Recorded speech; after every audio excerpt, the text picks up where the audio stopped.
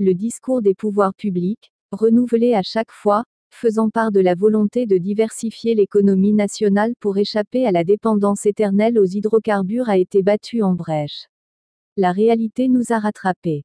Le pétrole, après une embellie qui a duré quelques mois, replonge sans perspective cette fois d'une remontée spectaculaire, et quand bien même un tel miracle se produirait, d'autres facteurs font rétrécir d'année en année les volumes d'hydrocarbures exportés. Les réserves de change fondent aussi à vue d'œil et seul le recours à la planche à billets a peut-être permis de faire reculer l'échéance d'une tempête dévastatrice. Des déclarations contradictoires émaillent la scène médiatique, des propos scindés entre ceux qui affichent un optimisme factice, en dépit de cette menace économique qui est à nos portes, et ceux qui exposent un pessimisme, réellement, tangible. Les plus raisonnables prédisent aux pays exportateurs de pétrole que nous sommes, des années insupportables. Il en serait de même concernant beaucoup de pays producteurs qui ont besoin d'un cours de l'or noir élevé, pour financer leurs dépenses, a affirmé l'Agence internationale de l'énergie dans son dernier rapport. Notre pays, selon les mêmes experts, a besoin d'un baril de plus de $100 pour maintenir ses équilibres budgétaires et préserver sa position financière extérieure, sérieusement fragilisée par la diminution des rentrées du pétrole et du gaz, lequel gaz est indexé au pétrole et à sa chute. Pour assombrir le tableau et au rythme de la croissance actuelle de la consommation interne et à celui du faible renouvellement des réserves, l'Algérie n'aura plus de gaz à exporter en 2032. Et c'est le ministre de l'Énergie qui l'affirme. Le peuple s'attend, à l'orée de 2019, à des perspectives difficiles, d'autant plus qu'il se perd en conjoncture, malgré les sorties optimistes des ministres les plus en vue du gouvernement, et en l'absence d'une communication officielle du Premier ministre sur le sujet. L'heure est grave, disent les plus pessimistes d'entre nous, mais c'est à l'État qu'il revient de prendre les mesures qui s'imposent et à Ahmed Ouyaya de parler et d'affranchir la population sur ce qu'il attend. Il doit le faire pour rassurer les uns et les autres et leur dire, par exemple, qu'il est temps pour le pays d'aller vers une économie de production, casser la dynamique rentière, c'est-à-dire libérer l'investissement et l'initiative de création d'entreprises et stopper, aussi, la tendance à l'informatisation de notre économie. L'informel a été chiffré à 6 000 milliards de dinars, il faut trouver le moyen de le taxer. C'est une des solutions admises, à même de faire face à la réduction des recettes suite à la chute du baril de pétrole. Ne pas collecter cet impôt, c'est rééditer l'exemple de la Grèce qui a payé cher son laisser-aller en la matière. La Turquie a réussi à s'extirper du poids du circuit de l'informel grâce à des mécanismes proactifs de recouvrement de l'impôt, des réformes macroéconomiques, notamment concernant les entreprises. Des politiques à prendre en modèle, selon certains. La chute du prix du pétrole n'est plus une vue de l'esprit, mais une réalité désormais présente et pressante. La crise affole médias et experts de tous bords. Tout le monde s'accorde à le dire, l'heure est grave. Déflation, récession, chômage accru et nouvelles tempêtes financières sur l'Algérie ne sont pas des menaces en l'air. Pour sortir de cette situation, Karim Younes, l'ancien président de l'VPN, estimait qu'il est urgent de battre le rappel de toutes les intelligences pour dessiner la voie de l'Algérie du siècle en cours, et dresser l'inventaire des nouveaux défis. Il évoque, entre autres, les 40 000 cadres supérieurs exilés au Canada dans les années 1990 et tous ceux, partis bien avant la décennie rouge, fuyant la vindicte des cancres, accrochés au poste de responsabilité. Il est grand temps, s'il n'est pas encore trop tard, d'activer le chantier d'une nouvelle perspective, de redéfinir une stratégie de développement du pays, de le projeter dans le monde pour y tisser des relations internationales, y faire reconnaître nos atouts potentiels, assumer notre part dans la coopération et le partenariat avec les pays de l'Afrique, avait ajouté l'ancien président de l'VPN. Moins optimiste, Abderrahmane Hadj Nasser, ancien gouverneur de la Banque centrale d'Algérie, avait pour sa part prédit, si les pouvoirs publics ne changent pas de vision, l'Algérie ne pourra pas éviter le rééchelonnement, tout en mettant en exergue que le FMI n'est pas, comme on le croit, une institution financière mais plutôt un instrument de domination. Le FMI sert, selon lui, aux États-Unis à contrôler l'économie mondiale et soumettre les pays à sa volonté. Un autre expert, Abdelmalek Lamiri, pense que les pouvoirs publics peuvent d'ores et déjà s'attaquer à cette menace qui ne dit pas son nom, à savoir les importations. On ne peut pas continuer, dit-il, à subventionner les importations de costumes Pierre Cardin ou les kiwis. L'expert estime par ailleurs que les mesures prises par le gouvernement jusque-là sont isolées en ce sens qu'elles touchent différemment les secteurs, alors que la solution passe par des décisions globales.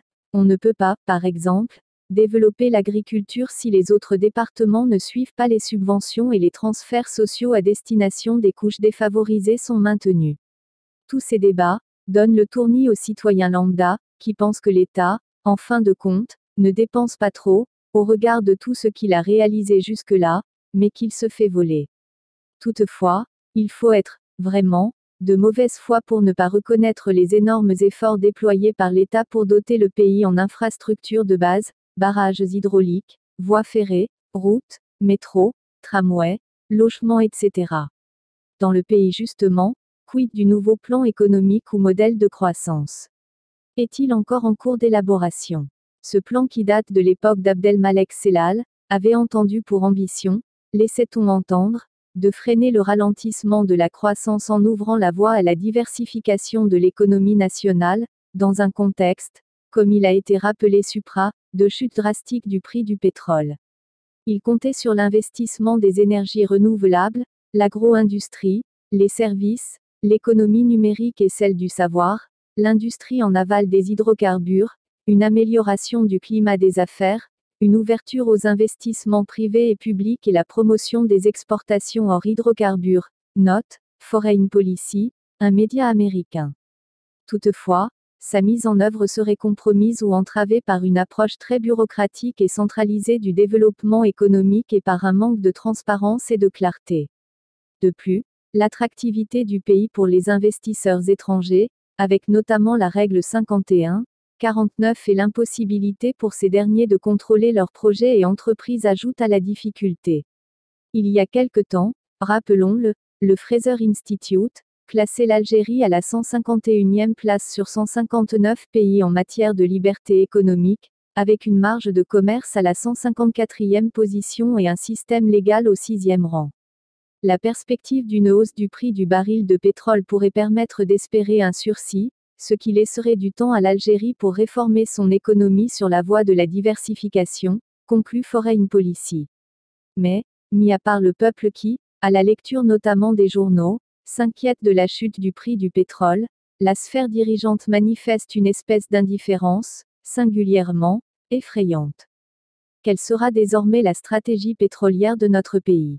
Ira-t-il vers une intensification de l'exploration? Ou misera-t-il alors sur l'intensification de l'extraction du pétrole? Va-t-il opter, maintenant, pour la valorisation des hydrocarbures nationaux à travers la pétrochimie? Ou continuera-t-il à vendre du pétrole brut pour importer, en définitive, de l'essence? Que fera-t-il aussi des énormes gisements de gaz de schiste qui dorment dans son sous-sol?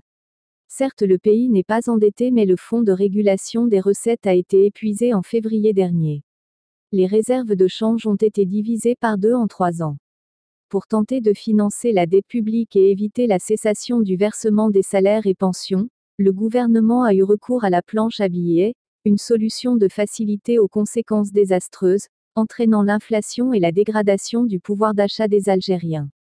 Autant de questions que ne se posent pas, à l'évidence, ceux de l'opposition. Ils se prétendent, pourtant, porteurs d'une alternative politique et d'un projet économique pour le pays. Mais, force est de constater, qu'ils en sont toujours au constat et aux dénonciations des dépassements du pouvoir sans pour autant avancer des options et des perspectives de rechange. Il faut admettre que la régression politique est telle en Algérie, qu'une erreur d'infographie sur un manuel scolaire a, en définitive, pris plus de place que les idées politiques dans le débat national, l'été durant. C'est tout de même curieux qu'à un mois de la convocation du corps électoral, rien ne laisse transparaître que nous sommes à la veille d'une élection présidentielle. Les pratiques au sein des partis, y compris ceux de la mouvance démocratique, n'ont rien à envier à celles du pouvoir. Le populisme autoritaire règne au sein des partis comme au sein du pouvoir. En guise de multipartisme, on a fabriqué une multitude de partis uniques. On peut dire observer un homme politique que les partis sont absents parce qu'ils n'ont aucun rôle à jouer dans un système populiste, sauf à en devenir des auxiliaires et des soutiens. Pourtant le pays, en ces moments difficiles, a besoin de toutes ses énergies y compris celles de l'opposition.